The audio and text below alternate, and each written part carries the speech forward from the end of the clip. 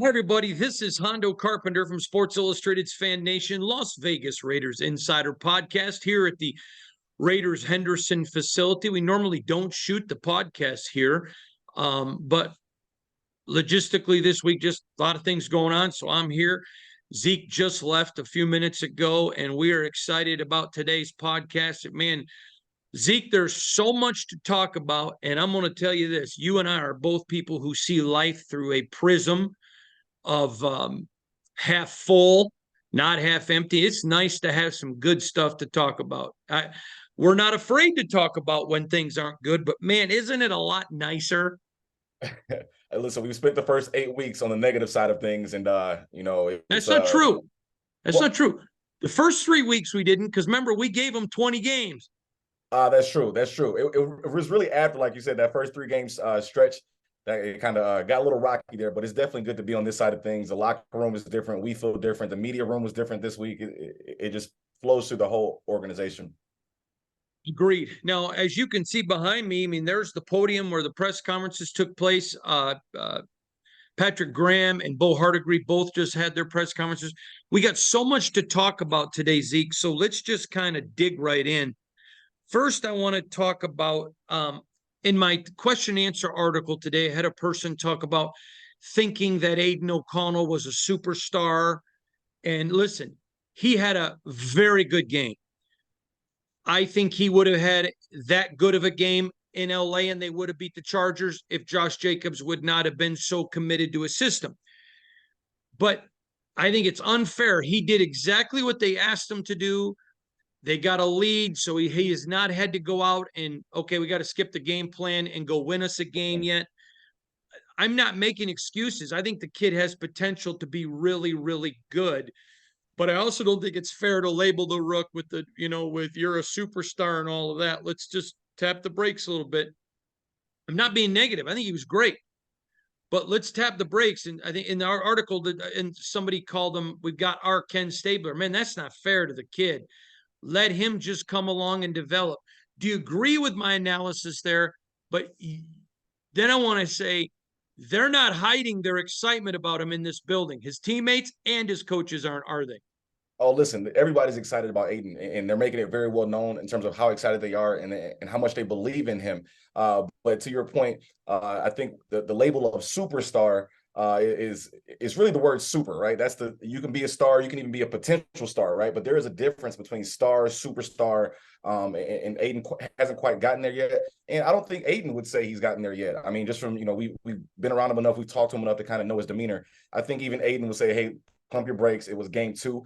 But what I will say is that in his second start, he looked tremendously better than he did in that first start, all the way around to the no turnovers, to leading the offense, to the no sacks. He just looked like a competent quarterback. And just what was the difference? About 6 weeks ago that he started in LA. So he's made a lot of progress. Obviously, you throw him with Bo, a new offensive coordinator, that helps too. But not quite a superstar yet. But I think he has potential to definitely be a starter going forward. And oh, what a difference a coach makes. I mean, you saw with Josh McDaniels, he was married to his system.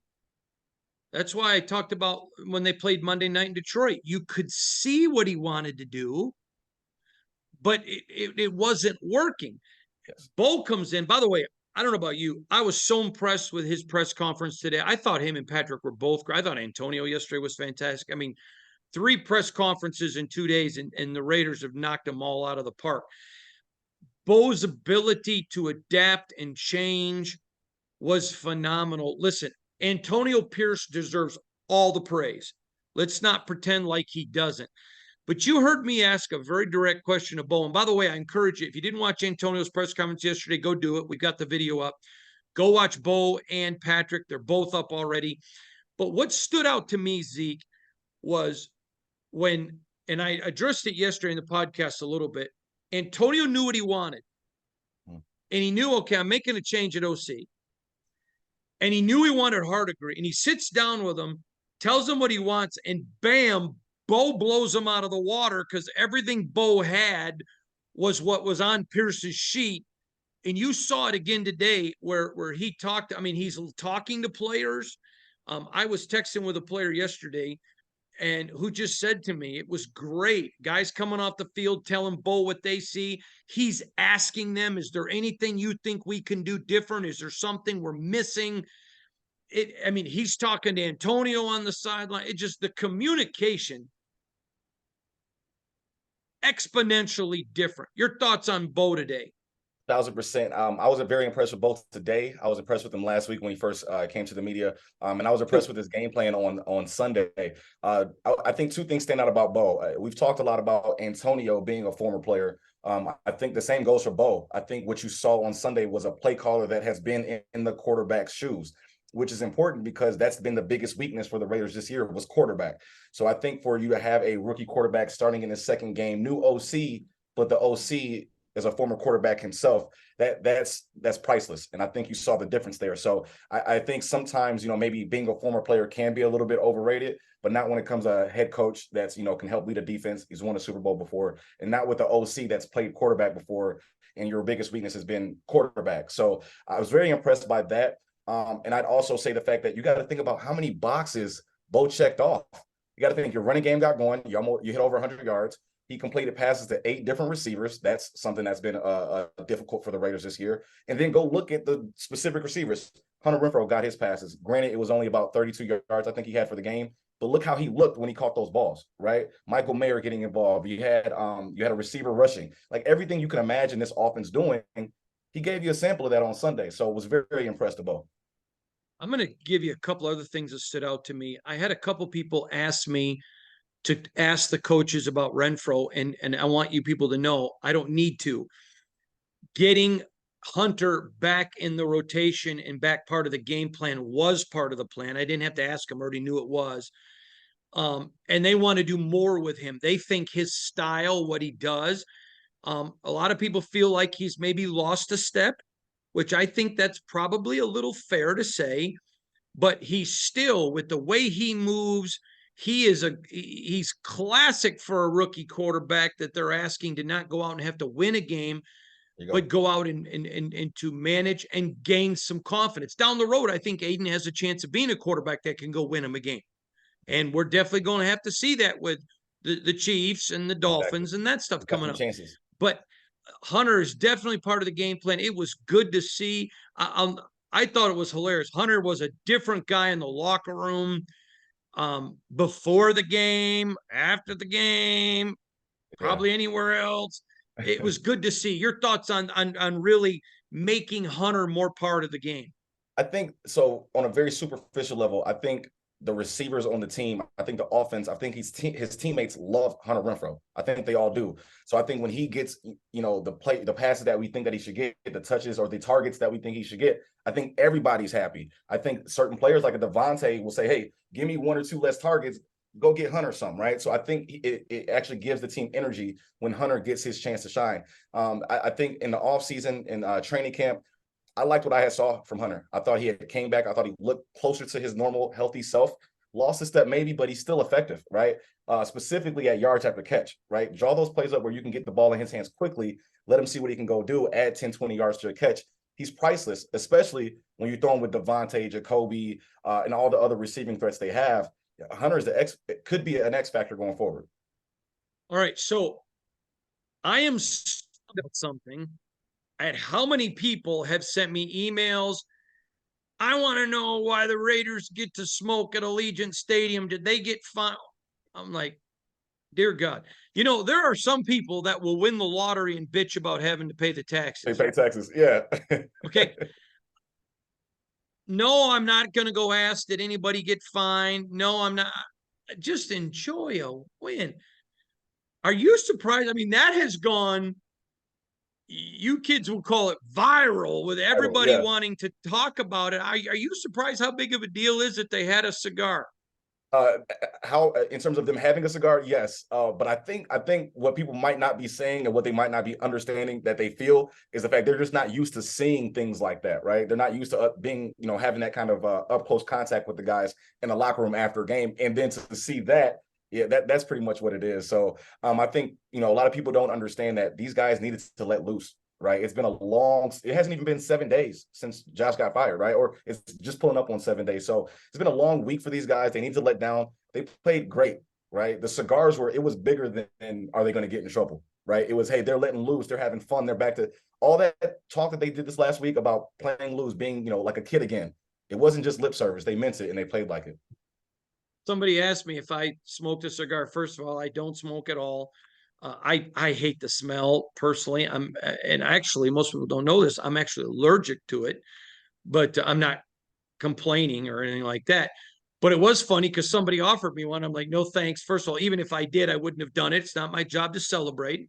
Yeah. I'm a media guy, but I thought it was fun. I had no issue with it. I had no problem with it. Nothing. I just learned during the game. I made this comment. Some of you are saying, yeah, but it's only against the New York Giants. And I'm like, wait a minute. No one said it wasn't the New York Giants. Yeah. But just enjoy today. Man, I bet I muted 15 people. You blankety blank mother blanker. Just because I told them, enjoy the day. Just Yeah. it's a win. Don't apologize for a win in the NFL. I don't care who you're playing. And you Yeah. know what? I've covered this team for 4 years. It's nice to see them beat the teams they're supposed to beat. Yeah. Come on, they were supposed to beat the Chicago Bears a couple weeks ago, and everyone remembers how disappointing it was that they lost the game we all thought they should have won. So yeah, it does feel good to go win the games you're supposed to win. So yes, happy for those guys for sure. I had a person question one of our listeners about really wanting to see this. They were basically asking me because AP gave him a couple days off, and I talked about in practices there's going to be a lot of learning, less physicality because we're in the middle of the season. And I thought the person had a great question. I wanted you and I to address it. They're concerned that if they take physicality out of it, the team's not going to be tough. So there's a couple things I want to address. First of all, it is normal in the NFL with most franchises not called New England.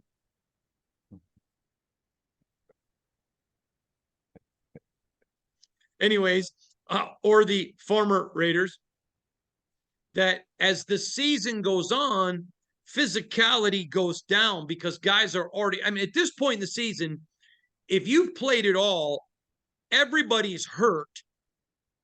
And there's a difference between hurt and injured. And so, you know what? If you're giving us everything you want physically on Sunday, then we're going to go ahead, institute a bunch of new stuff, do walkthroughs. They're still going to do pads a little bit. Not saying they're not, but that's normal in the National Football League because you want your guys Down the stretch. You want them healthy as they're going to get. That's what you desperately want. I have no issue with it. I think it's smart, and I think it's allowing Bo and Antonio to institute some new stuff. They're still going to hit. It's just going to be limited because Antonio knows he's been there. He was a player. Bo Hardegree played at Tennessee. They and AP, Patrick. They understand what's it do for us if bam Max delivers a hit and we lose a guy. I mean, it just makes no sense whatsoever.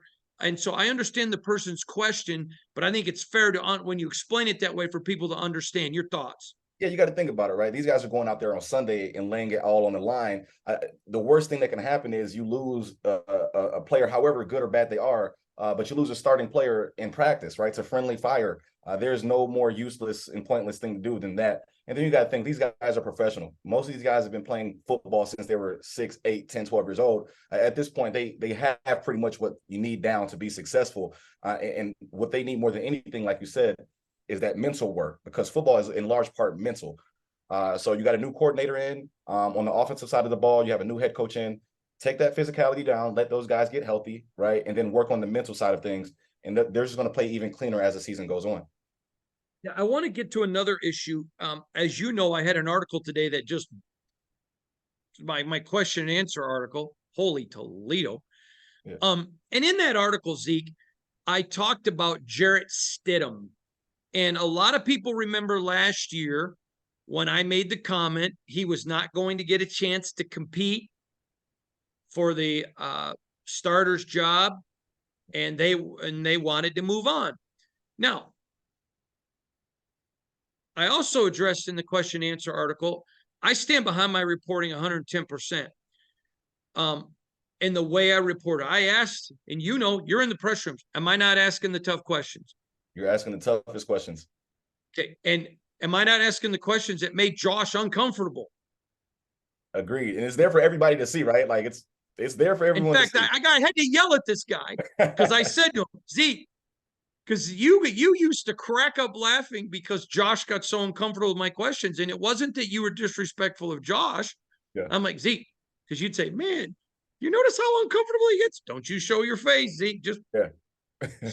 stick to the process. There you Anyways, go. but I'm concerned when people have revisionist history. I told you I used to work with a guy, not on he didn't work for me, but I worked with him. He's a colleague who was a mouthpiece of an organization, and then those guys get fired, and now he dishing dirt. No, we Yeah. stand by what we reported the whole time because that's our job as reporters. You don't have to give every detail, but we made it very clear. People were frustrated with Josh. There was a lot of frustration, but let's go back to Jarrett. And so Dave Ziegler, I know this for a fact, really wanted to sign Jarrett Stidham. He thought he had played well enough to get the opportunity to compete. After the season, I'm going to write an article, the 10 biggest disagreements that Ziegler and Josh had. Someone said to me, are you now an apologist protecting Ziegler? No, not at all. I think there were some things he could have done to have kept his job, and he didn't. So, I mean, he deserved it. And I'm friends with these guys. Yeah. Am I not, Zeke? You are more than most people know. But you know that. But my point is, it's just the reality. He didn't do what he needed to do to keep his job and got fired. He failed. And Yeah. so, but I found it interesting that Josh didn't want Jarrett. And so he was able to go. So now I'm able, I'm not able to share that. Why would I do that and have caused division? That's not my job to be a division causer. My job is to report news, not to create it. But I found that was very, very fascinating. How that went viral. Was that fascinating to you a little bit? Yeah. Well, it was fascinating in terms of the article itself, right? And the details in the article. But I think the details were so interesting that I'm not surprised that it went viral.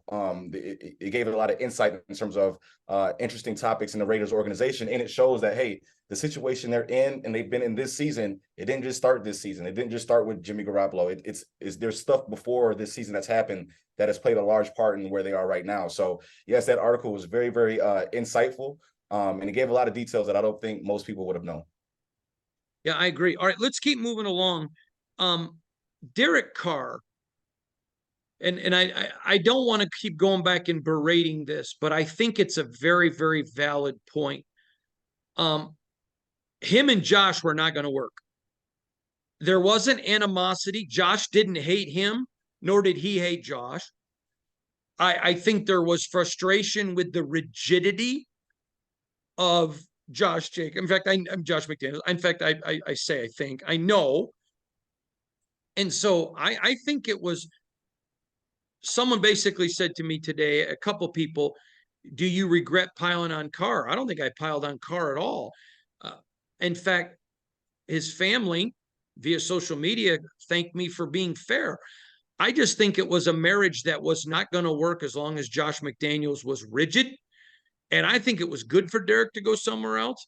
And if your quarterback's not going to be allowed to quarterback, I think it was good for the franchise to move on. Now, I also reported that Dave Ziegler vehemently did not want to sign Jimmy Garoppolo.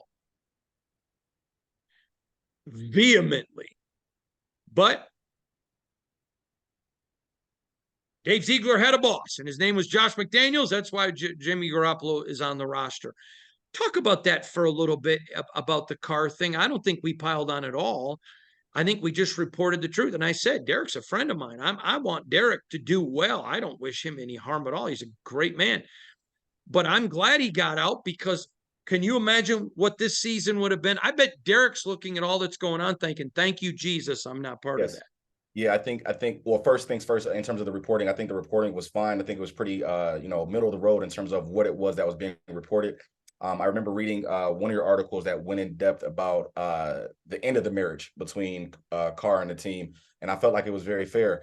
But yes, I do think Carr, getting out of the situation ahead of time, it wasn't pretty in terms of how it went down. But I think the results, the back end of things, I think he's probably looking back at things and he's like, you know what, I'm glad I got out when I did. So I think, the reality, the rigidness that you spoke to in terms of Josh McDaniels, I think, it rubbed Carr the wrong way. But I also think based off of what we've seen the last week, it rubbed a lot It of the rubbed players. others.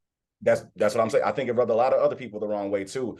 So I think Carr was just I think he's the quarterback, right? He's the franchise quarterback. So, it's a little bit different when the head coach is not on the same page as the franchise quarterback than, maybe someone else. So I think both just had very strong personalities. They were on the opposite end of the spectrum. And they both are where they are now. You know what I mean? So I think Carr's happier. I think now that, the Raiders have APN, they're happier. So, but could you or I imagine, Carr being the starting quarterback through all of this year? Now, let I me don't. ask you this question, though. But could you picture Derek Carr with Bo Hardegree? The It would play be nice. actions, the bubble screens, the attacking. Oh my God. Looks like Oh my. yeah, yes, yeah. They look like an NFL offense. Like they were running plays, and hey, that doesn't mean everything that they tried worked, but they look like they can make adjustments, or that hey, when that didn't work, let's change it to this. So they look good with Bo. I can only imagine what Derek would have done. All right, I agree. All right, I want to go now because we just addressed this issue a little bit. Two questions, and they're both Mark Davis questions. Okay. When you look at the last two coaches, John Gruden picked Mike Mayock, and even though they tried to make it look differently, I said from day one, Josh McDaniels picked Dave Ziegler. Do you think Mark Davis maybe learns a lesson and says, okay, my next general manager is going to be in charge? And if that's the case, does he wait to hire a general manager permanently who then makes the pick? Mhm. Or do you think he kind of, I'm going to wait and to see if I can get another big name coach, let him pick his GM? What are your thoughts on that? Would you like to see Davis wait and hire a GM and let him hire the coach? Now, listen, I'm on the record. I think I said Champ Kelly should have been the matter of fact, I remember when the search was going on, I had three top candidates, two of which, Dave Ziegler and Champ Kelly, ended up working here. So I thought I did pretty good on the list. Yeah. I would have been happy if Dave would have got GM without Josh, or Champ would have got GM with or without Josh. I don't think he would have went with Josh, by the way, just for the record. But I would like to see him just come out and say, okay, I'm giving it to Champ. But the point is, how big is this going to be for Davis to make that decision? Do I hire a GM and he picks the guy, or do I wait and see how everything goes? Your thoughts? So first of all, I think the decision itself is obviously huge, but I think the question is two-part, right? What I think he's going to do and what I think he should do are a little bit two different things. I think he's going to end up waiting and trying to maybe make a splash. In my opinion, what I think he should do is hire the GM and let the GM hire the coach. That way, there's not as much responsibility when you let the coach hire the GM, you're basically giving the coach two different jobs. That's essentially what And you're it's doing. too much. Yes. I'm going to now. I think it's too much because Rick Goslin, who is the Hall of Fame journalist, he's my mentor and one of my dear friends. I will never forget this when I came to this beat. Now, he really likes John Gruden. He likes Mike Mayock, all that. But he said to me, you just don't find, because coaches get into this mentality. For example, this is another thing I'm not going to share it till I do my 10 things they disagreed on. But coaches get so in the forest they can't see the trees.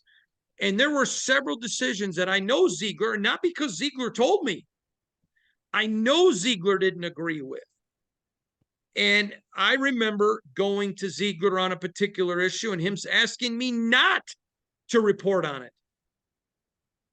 He goes, I'm not denying what you have is correct. Somebody close must have told you, but please don't. I'm not trying to cause division with Josh and I. And because I didn't feel like it was pertinent to reporting, I didn't. But I just think it's vitally important that you have a GM that can say to the coach, Coach, listen, I'm watching from up in the sky boxes. Mhm. I'm seeing it a little bit different than you. Yeah. I love you. I appreciate you. I want us to work together, but no, I'm not doing that. Right. I Right. think it's vital for if this franchise is ever going to get where Mark Davis wants to go. And let me tell you, I don't doubt his commitment, Mhm. his fire, or his, I mean, the man just spent plus north Yeah. of $45 million to get rid of a guy. And someone says, well, that ain't nothing. He's a billionaire. I don't care who you A are. lot of money. 45 million's $45 million. Especially to not have anything to show for it after spending that much money, right? It's not like, oh, I spent 45 million and I got a house. No, you spent 45 million to pay somebody to not do a job. That's a And big thing. Ziegler. I mean, he spent over 100 million by time you figure in Gruden and McDaniels and Mayock and Ziegler. I mean, dear Lord God, the man's putting money out now. Don't tell me he don't believe nothing here now. Of All right, course. next. I was asked if I thought AP and Champ will keep the jobs, and I'm on the record. I hope Champ does, and I hope AP does good enough to keep it. But I also said I can't just answer the question. Now, I think if AP gets to 9 wins, I believe that is too many wins. I know for a fact that there has been regret with Mark not hiring Rich Bisaccia. Now, the problem was is Mark wanted to move on from Mayock, Mhm. and Mayock made a lot of the same mistakes Ziegler made. I'll be talking about those after the season. But he felt like because Mayock was so in, we got to hire Rich, got to hire Rich, got to that he's like, nope, clean everybody out. Yeah. I think Mark has regret. I want to pick my words here. You know me. I'm very careful on my words. Am I not? Yeah. Um, I think Mark has regretted not hiring Rich. I'm not guessing there. I have reason to believe that. If AP gets to 9 games, I think Hondo's opinion, he keeps the job. If he doesn't, I think it's all up in the air. And so if he doesn't get to 9 wins, here's what I think. And it could even not 9 wins not be enough. I just think it will be. Who's Mark going to listen to? Now, he's never just made the decision himself. He's always listened to advisors. Okay. Does he do it on his own for the first time? Does he listen to advisors? Does he listen to former players? How much Tom Brady? Now, listen, I kind of broke it yesterday that just because the NFL nixed the Tom Brady deal, that's not dead. Tom's going to be part of this franchise. So how much of a voice does Tom Brady get? To me, this is one of the games matter. And for AP, I'm not minimizing it. But I think one of the biggest issues not getting discussed enough in Raider Nation is who's making the decision. And if it's not just Mark Davis, who's in his ear? That's huge. Your thoughts? So this is what I'll say. I think and I hope Mark Davis makes the decision for himself. And the reason being is that I kind of brought up to you, hey, when he walked out the tunnel, he had a haircut, he had a new swagger to him. It was like, you know what? Why don't you follow that up with, hey, I'm calling the shots 1,000%, and guess what? If it doesn't work out, it doesn't work out. But at least it didn't work out on my watch, right? Not, hey, I gave it to 3 other people or 10 people told me this, and no. Now, with that said, I think he's going to do a little bit of both, but I think the circle of people that he listens to is probably going to either change from what it has been or it's going to decrease.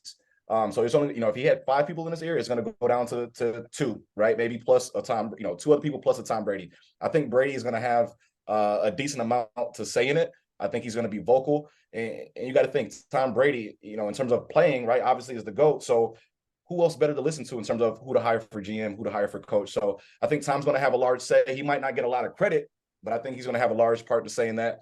And Mark Davis is going to end up calling the final shot. So it's going to be interesting to see what he does. But I think this is not just a new moment for the Raiders. This is a new moment for Mark Davis as an owner, in the NFL to say, hey, I'm here. I'm running this show, and it's me. So I'm curious to see what he does. I want to borrow a line from Coach Prime. By the way, you said it, I think, best. When Mark Davis came out of that tunnel, new hairdo, and he walked out like Ric Flair. Like I fully expected a literally, like he walked out like he was walking out to the ring, man. Like he was doing a ring walk. It was like, yo, I mean, and the thing is this is that I wouldn't have said anything if it was just the walk. It was the walk in the new haircut. He cut. That's what I was like. Hold. It's like when a woman cuts her hair. Like, wait a minute, what's going on, right? So I was I'm, happy I'm to see gonna that. I'm gonna text Mark. He needs to get some theme music so when he walks out of the tunnel, like Vince, or He like walked out. Glass, or He had the Stone Cold Steve Austin glass breaker behind him when he walked out on Sunday. So yeah, he was a new man, and I like seeing that in him. I was so happy. He's such a good guy. I was Yeah, so he is. happy for him. He All is. right, prediction. I'm riding all the way with the Raiders. I think they get to 510 games in, Zeekster. Mhm. Give me your prediction. Listen, I got Raiders winning again. I think they're just going to ride that wave. And then this is what I'll say. I'll say they're going to win by double digits again. So call it 24-14. And get that 2-game winning streak going. And then what, Miami right after that, any given Sunday. So we'll see. Any given Sunday's true. Yes, sir. I just don't think that's Sunday. But I hope I'm wrong. Fingers crossed. Fingers crossed. I am riding the AP Champ Kelly train. I am officially, I'm not a fan, but you know me.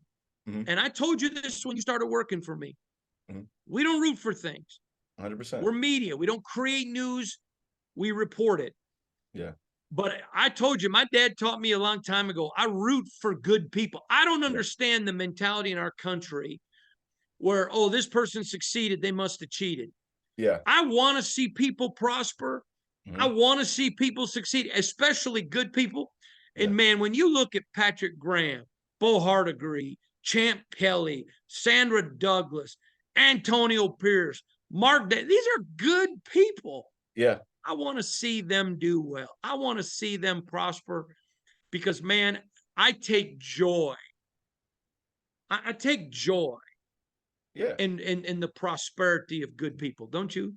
100%. And that is regardless of who, what team you like or where you're from. Like, we all just want to see good people win, right? That's just, in a good person's nature is to want to see other good people win. So yes, like you said, not necessarily rooting for them, but rooting for the good ones to win. And I think that's important in this world. And I think it goes a long way.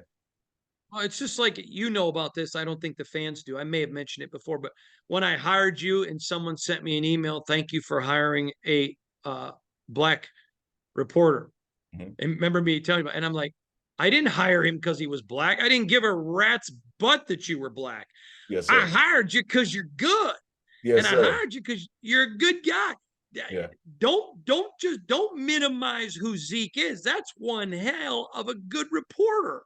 I appreciate that's that. why you got hired. And that's why I want to see them succeed. Me wanting them to succeed has nothing to do with the color of their skin. It has to do with they're good people. And I love it. And man, I'll tell you what. I don't think they're winning in Miami. Yeah. But you go down to Miami and you get a win. Hey, so listen. It's going to be a happy Hondo. I'll tell you what, I'll make you a deal. They get the win.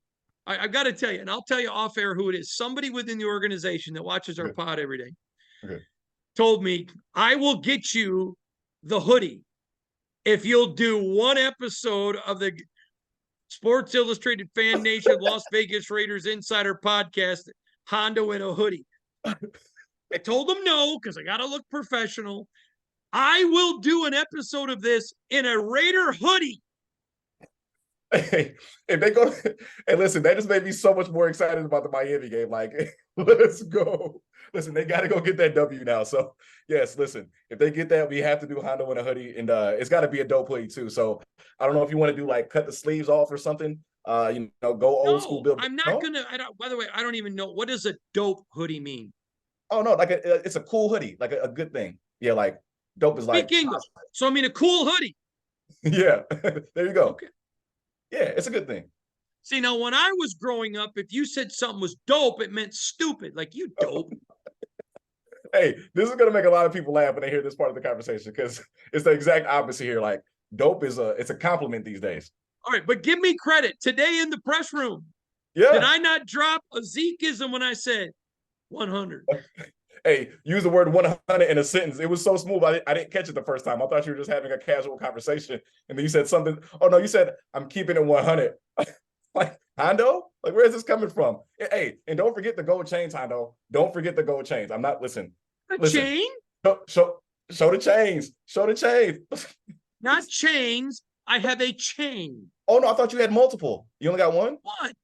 Oh, we got to get I'm you not another Mr. one. T. Listen, Oh. I'm going to say this, and this is going to, never mind. I probably shouldn't. I don't We need got to any get you more another critics. one.